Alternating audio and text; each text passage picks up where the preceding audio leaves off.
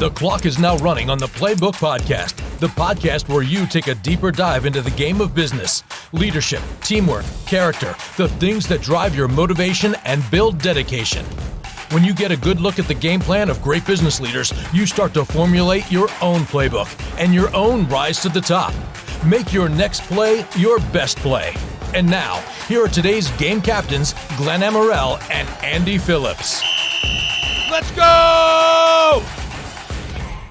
Welcome back to the next edition of the Playbook podcast. I'm Andy Phillips, and joining me as always is Glenn Amarell. Glenn, how you doing today? I'm doing great.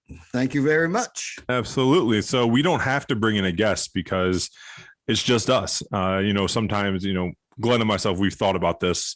We did this the last time and got a little feedback that it was, well perceived. And we thought, well, hey, occasionally it's not a bad idea to, talk our own stuff out. I think it's good, healthy for us. And if people take anything out of it, then that's great as well. So we figured with some new things happening, whether it be in the insurance world or just stuff that we've seen, we figured it was a good time to sit down and kind of hash it out. I'm wearing the Detroit Tigers hat, repping the state of Michigan, and unfortunately opening day is nowhere in sight. So that's about all I'll say about that, Glenn. You're all purple, huh? Purple? It looks purple from here. No. The Tigers, that's navy blue, my friend. Navy blue, man. We got to work on our colors on the video. I think it's great to talk to you. Talk to an emerging leader. Oh, yeah. So we'll get into that a little bit. Las Vegas, right? That's right. Yeah. So we'll get into that here a little bit. But first off, I wanted to ask you something because I think it's something that's very relevant today. We've seen a lot of things come out of the pandemic. And I think one of those is costs of things. And that specifically, lumber or anything really. Talk a little bit about what you're seeing and maybe the questions you're asking your clients or even asking a prospect. What are you seeing in terms of, say, replacement cost and how that's affecting that? Well, I think it's with everything going on with, like you said, the lumber, the labor, fuel costs, everything going up. Well, that affects like replacement costs on your buildings. So I think it's really important that what we do as risk managers is to make sure that that our customers have the right coverage. I mean, you're looking. The increases have been rather tremendous, and we found a lot of people are undercovered, which could potentially lead to co-insurance penalties. So our job is to be forward-looking and mitigate future losses and help our customers stay profitable. Yeah, and in property and valuations of a property have always kind of been one of the more, at least in my time, feels like the most unknown thing on a policy. Because as an advisor, we can't tell somebody what their building is worth necessarily. Right. We're not going to go out and pay for the correct replacement cost estimator per se. We have things and systems we can use to kind of get an estimate of it, but there's no guarantees that's correct. But at the end of the day, it's up to us to make sure whatever they believe their building should be valued at, make sure it's not egregious. But it's also up to us to, if we think it's wrong, bring it up, talk to them. And specifically now, what your building, would cost to replace 5 years ago is not going to be the case today. And that's, not just normal inflation. That's also the COVID inflation. Right, yeah, because a lot of the policies have their small bumps. Yep. So it's really, really important to at least knowledge is half the battle.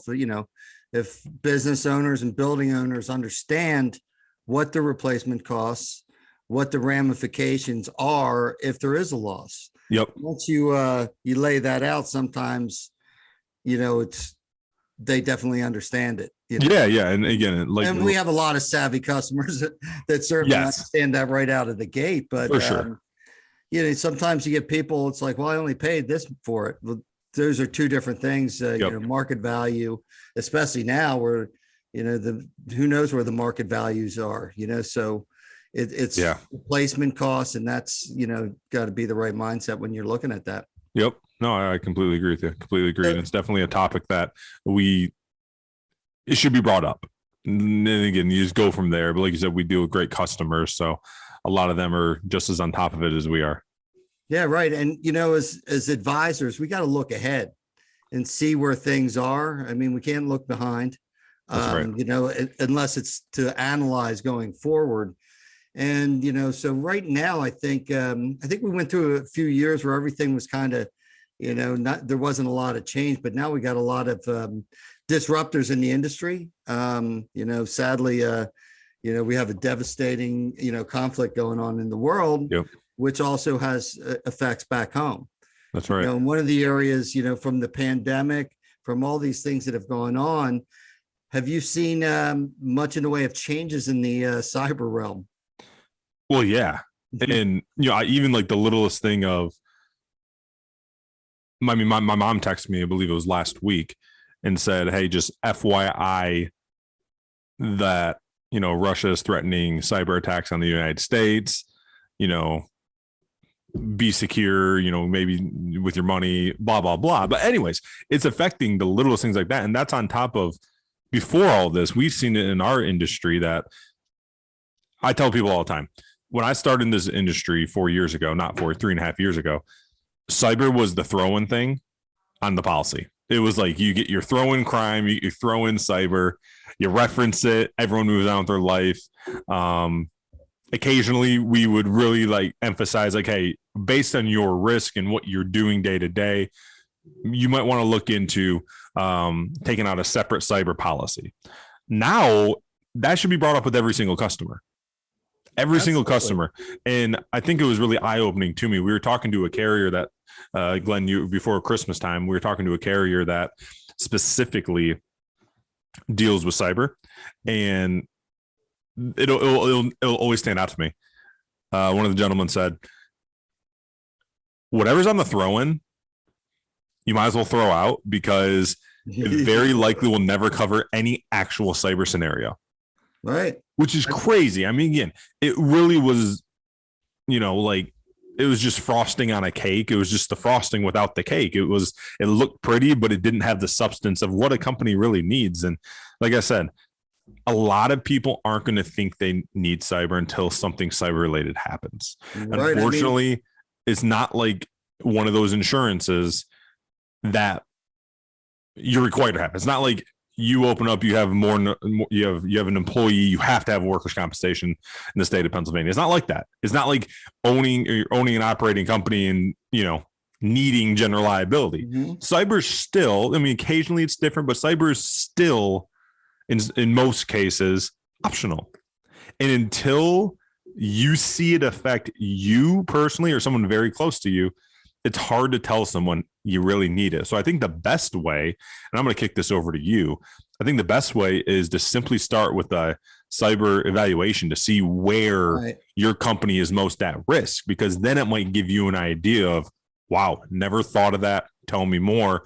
And because ultimately we're not trying to, when we bring up cyber, it's not us trying to sell you an extra policy and make our money. It's us trying to protect you in your future, because whenever we start working with a client, we pre-qualify everything. We build relationships. Our goal isn't to get a client for 1 year, one policy term. Our goal is to have the client for the remainder of their business or until we retire.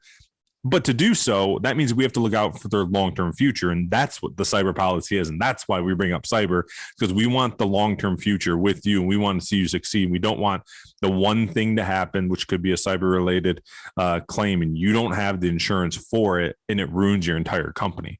So when we bring it up, it's not like it's fun. Hey, let's see if we can squeeze out some extra commission. It's not that at all. It's truly to protect your business. So to start with the cyber evaluations that I know you have great connections for, that's where you should at least start to show yourself where you're most at risk.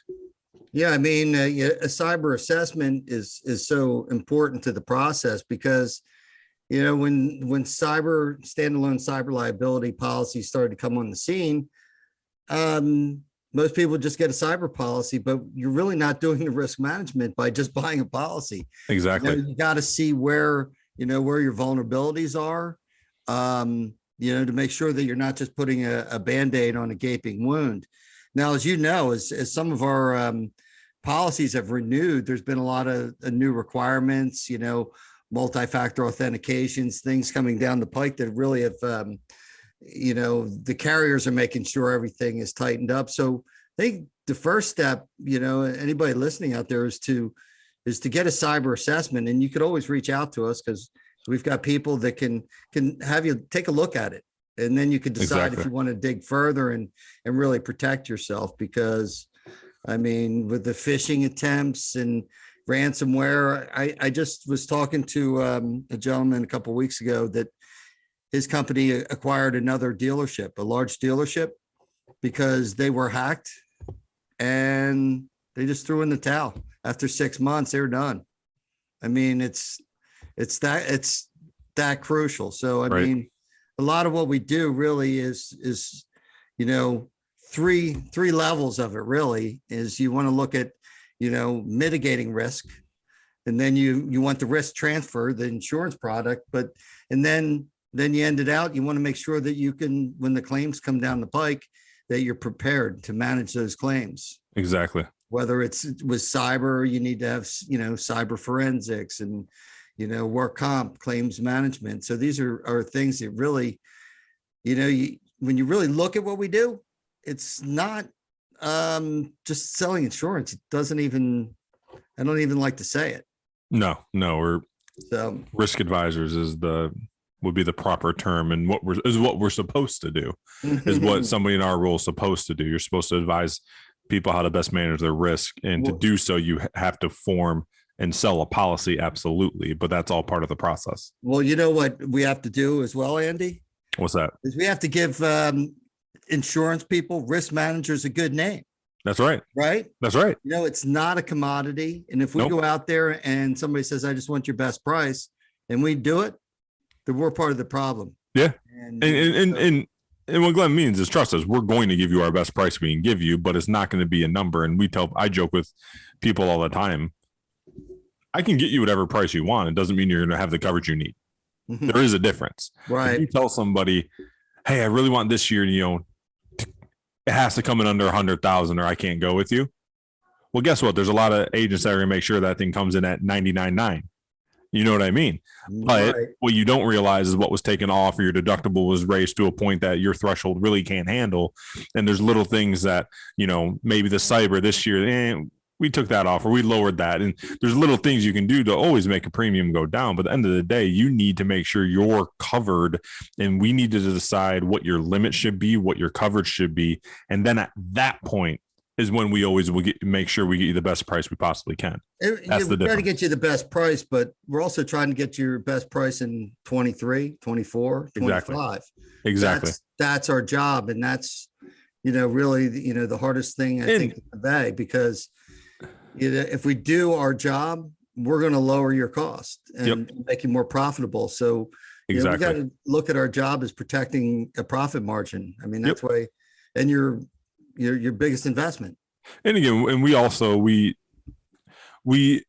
believe in, carriers believe in this, and we believe in it too, that having some sustainability between you and your carrier is a good thing as well. You don't always want to be hopping around the marketplace to save 1% every year. You want to be able to show some good faith, because it actually makes you more attractive in the marketplace when you need it, during the times when you believe you need to shop. And that's why, if it's egregious or we think it's not competitive, we always do our due diligence to make sure to shop it.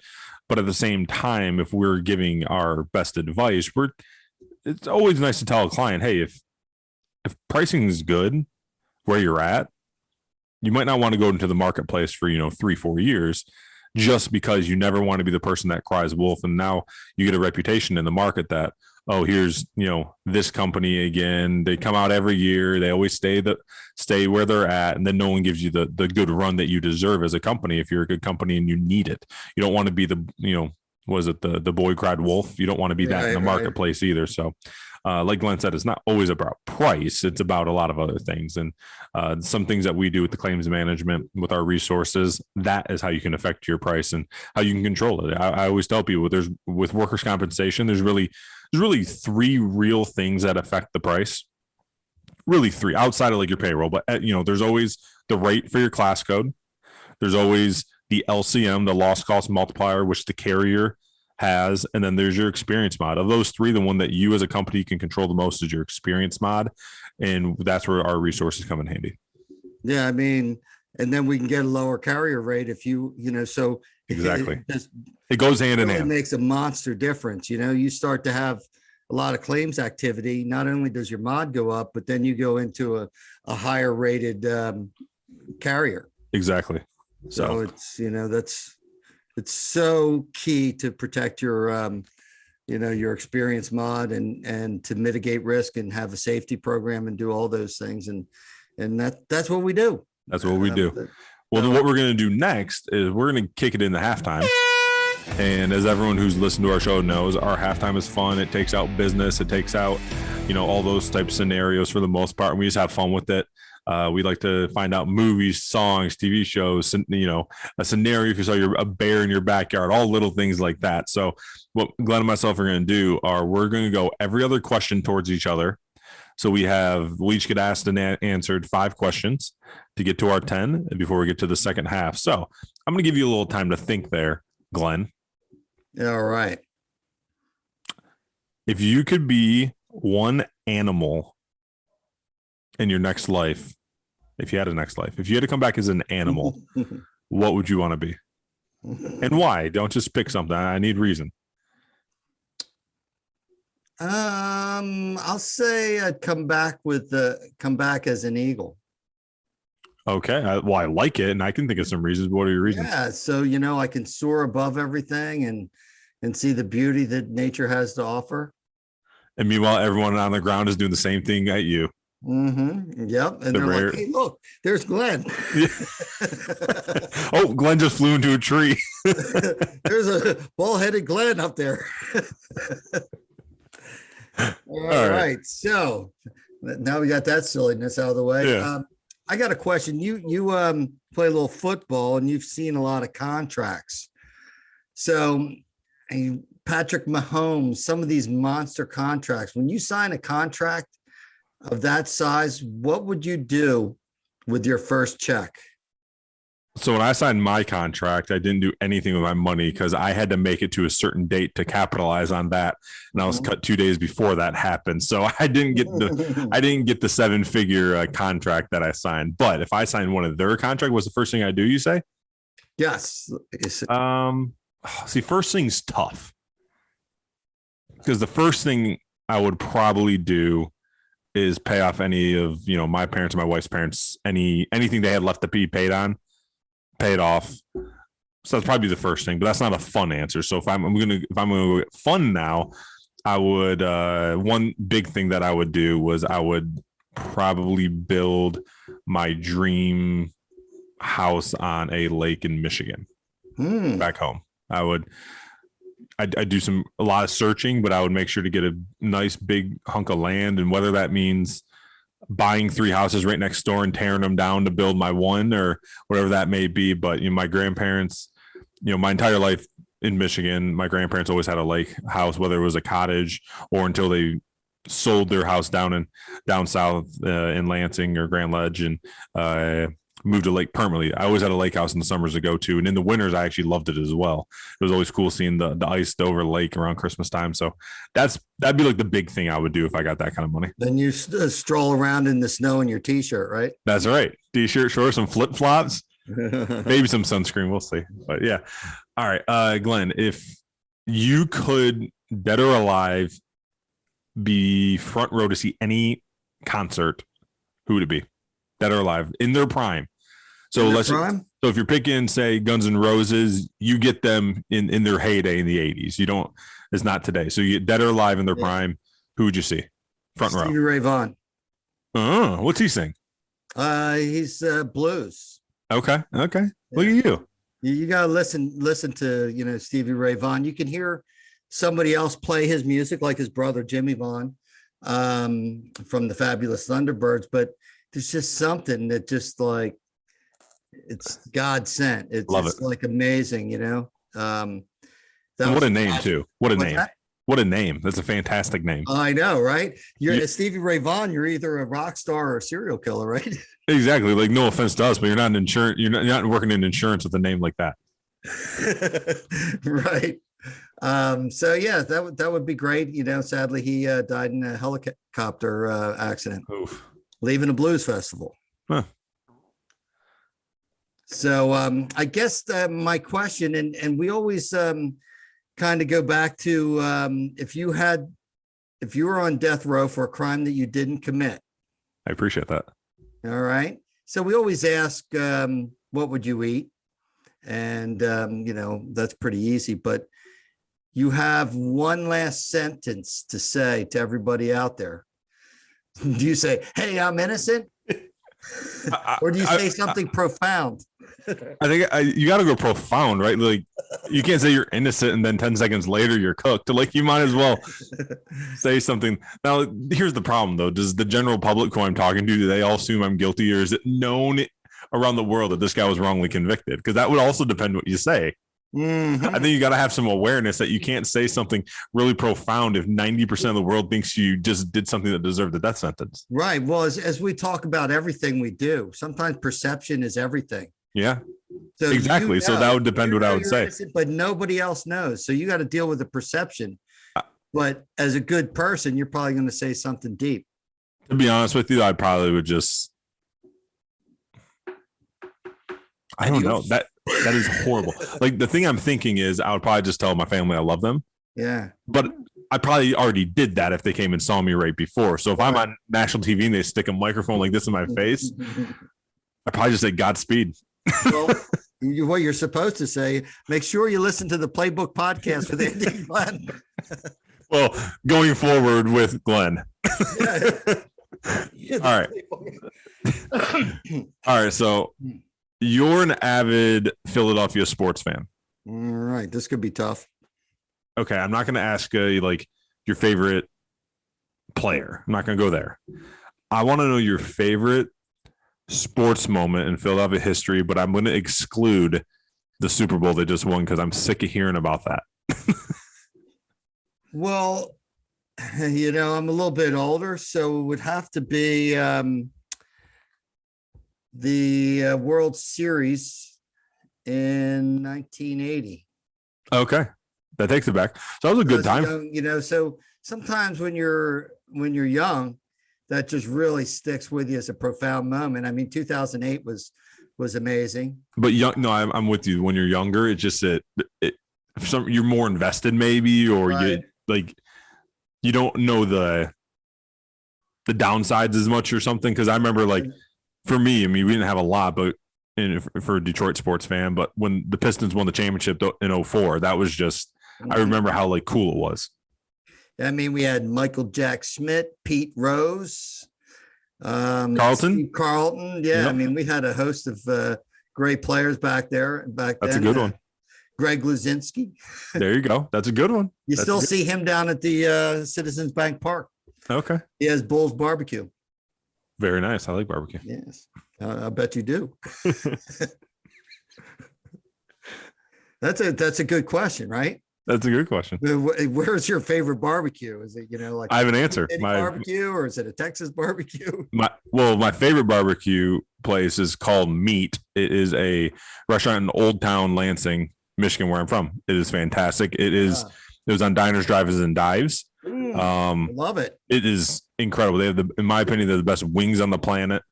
And what they do is just more like a charred, like, seasoning. Like, they don't actually sauce them up. You have all the sauce at your table. They have this sandwich, I forgot what it's called, but no lie, it's probably a foot tall.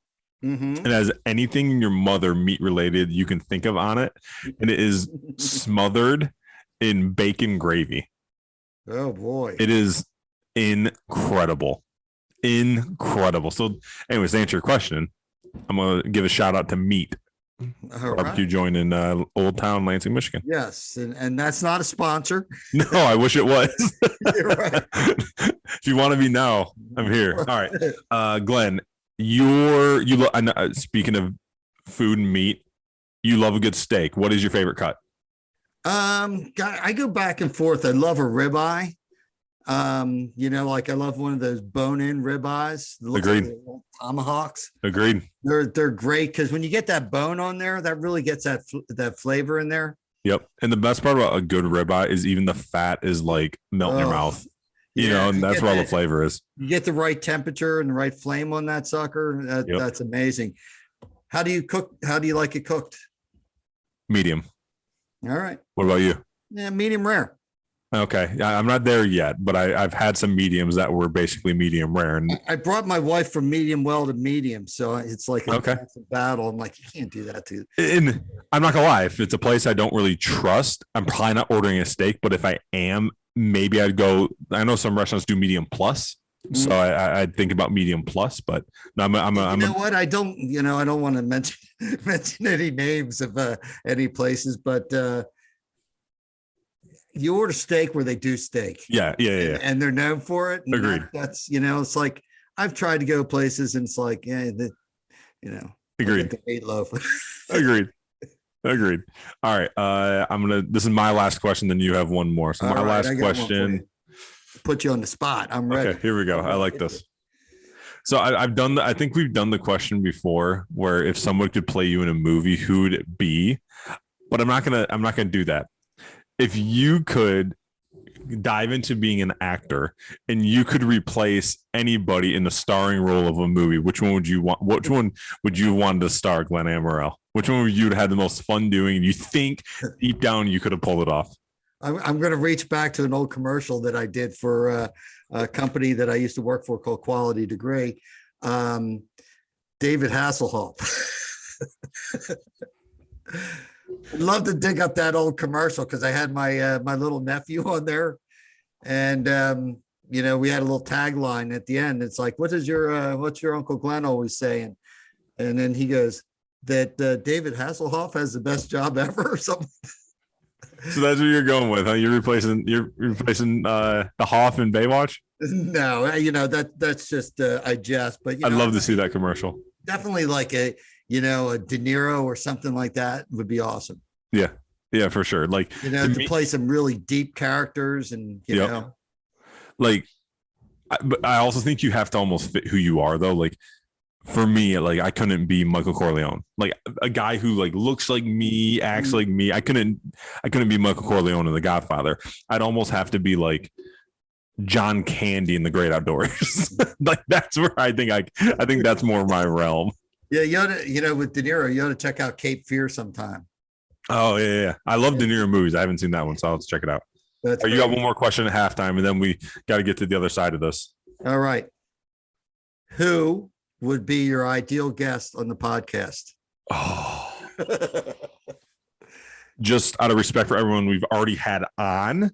Yes, I can't name any of them. Forward, I can't name any of them. Everything we do, we plan and going forward because we've had amazing guests in the past. So if I could have one person on that really embodies what we do, so business and leadership. Mm-hmm. You know who it'd actually be? Lansing, Michigan's finest, Magic Johnson, because the majority of his money he's made off the court. So I think I'd like to have. He's a big personality, known for being one of the greatest leaders in sports history. I think I'd like to get Irvin Magic Johnson on. Yeah, and he's a tremendous business person for sure. Exactly. Amazing. I don't know how his movie theaters are doing, but that took a hit in the last couple of years. But I'm not saying he would be like, there's always a question, your dream foursome in golf, who would it be? Like you and three other people, who would you want? Like that one I'd probably like, but like this one, like I'm talking about who our podcast, we're looking for people who are great with business, great with leadership. Mm-hmm. Magic was great with his, on court business, but he's been great with his off court business, and one of the best leaders in sports, and Lansing, Michigan native, just like myself. Yeah, and I'll if you're going that direction, I would have Julius Erving. That's a good one. Yeah, he's a great. I've run into him. He's a great guy.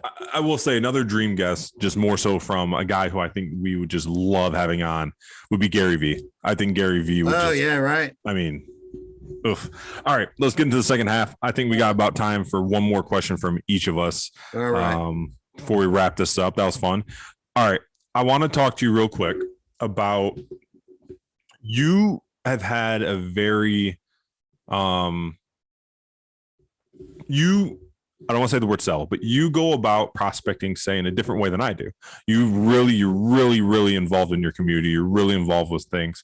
So I simply want to just give you the time to, whether it's shouting out, maybe just talk about the chamber you're heavily involved, the Rotary you're heavily involved with, and just talk about what they've done for you personally and professionally. I mean, being involved in the mainline chamber in southeastern Pennsylvania, for anybody that not in the area, has been tremendous. It's a way that, when I started with the agency, I got to know people in this area, and the key was just going. I mean, there's no secret sauce. It's just being there. And, so I'd go to these meetings and I get to know people. And now, I sometimes I'm a little bit more choosy with the meetings I go to, but I always know people. So I've given back and I've become an ambassador for the mainline chamber. So that's, I get to reach out to people and make sure they're getting the most out of their chamber membership. So it's been great. It's a great chamber. And I know you're a member up there in the Greater Lehigh Valley Chamber. So the Rotary, I mean, I've got the most amazing Rotary ever, right? And just a shout out to you. You came down and presented to our Rotary on the topic of pivoting, your public speaking, and which was amazing. It was the first time we did it, and it truly was like, wow, I appreciate the opportunity. That was a good showing. So, I just try to get out there and, and I've been fortunate just to meet some people that, just have such a circle of influence that, has really helped me out. I mean, again, sometimes it's just being there, being in the right place, right time. So, I've been very fortunate. No, you have great people. And like I said, your Rotary is fantastic. It was an honor for me to be out down there, be able to speak to everyone, but it's such a quality group of humans, I think is the best way to describe it. And since I brought you in, now I'm in charge of bringing other people to speak to our Rotary, and it's been great. So I get to meet other people. So perfect. That's fantastic. Awesome. And I'm sure we'll get some of them on our podcast in the future. Yes. So now my question for you is, several weeks ago, you were out in Las Vegas at Keystone's Emerging Leaders. You had a great time. You got to be on the what is it? The Power Producers podcast with David Carruthers. Yep. Yes, with David Carruthers. Thank you.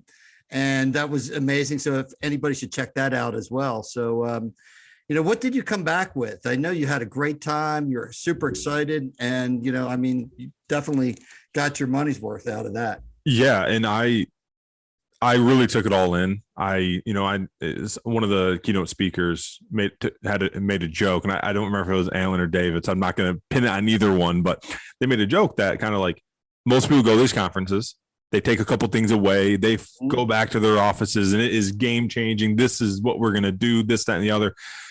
2 to 3 weeks later, you're back to what you normally do. It's very common. I didn't want to do that. I wanted to soak it all in, ask as many questions as I could, take as many notes as I could, and truly bring it back to our office, and really, whether it be for a group thing or whether it just be for me personally. So with that, I want to shout out 3 people. Number one, David Carruthers, who is awesome. He's the head of, we've had him on the show, obviously, head of Florida Risk Partners down there in the Tampa area.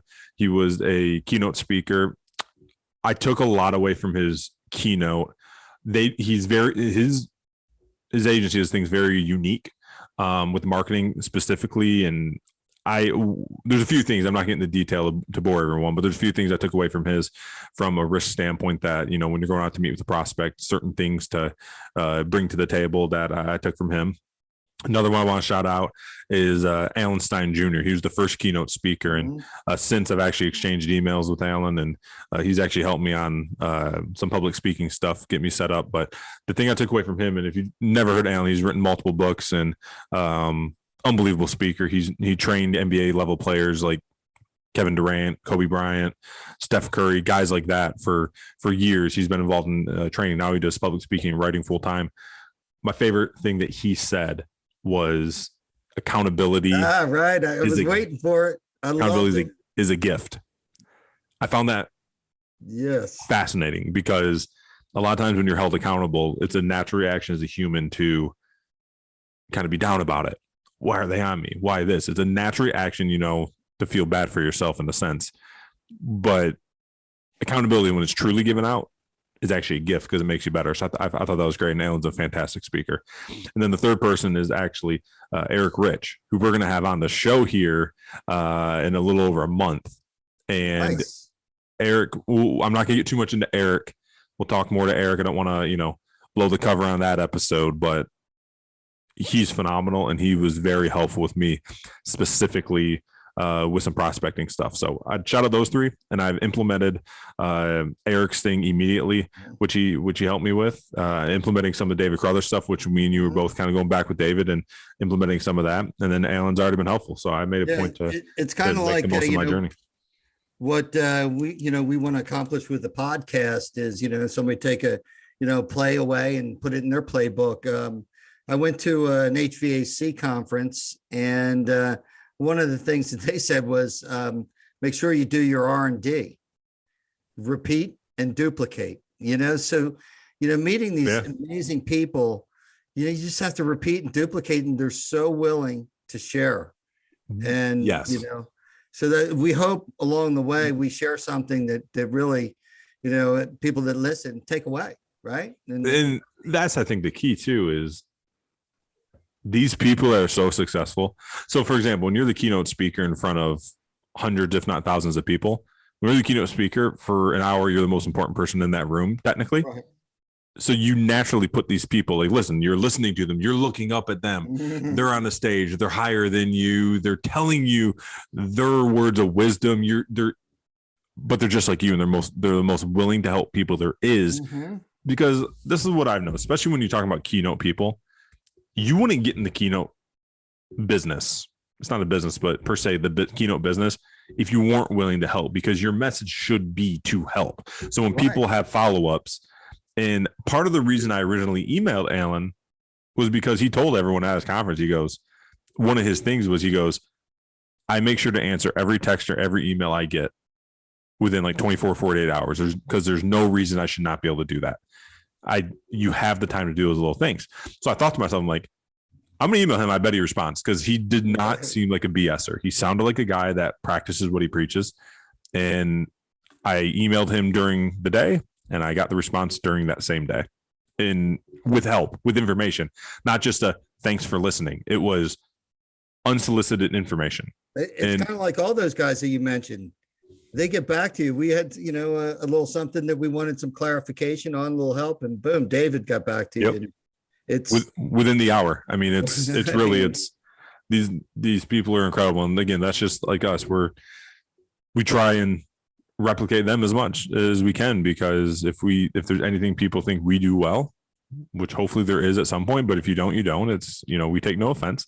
But if there's something you think we said that you want to learn more on, or something you think we do that you want to learn more on, we're more than happy to help, because the people who we've reached out for, and I just mentioned 3 that really helped me in the last month, it's the right thing to do. So, but that is all the time we have, so I'm going to let you take this from here. Shout out to Eric, David, and Alan, and everyone else that we've mentioned on the show. Yep, absolutely. And anybody listening, if they have any suggestions of anybody that would like to be a guest on the show, reach out, interact with us. We'd love to hear from you. Until next time, my name's Glenn Amarillo. Mandy Phillips. And till next time, what's in your playbook?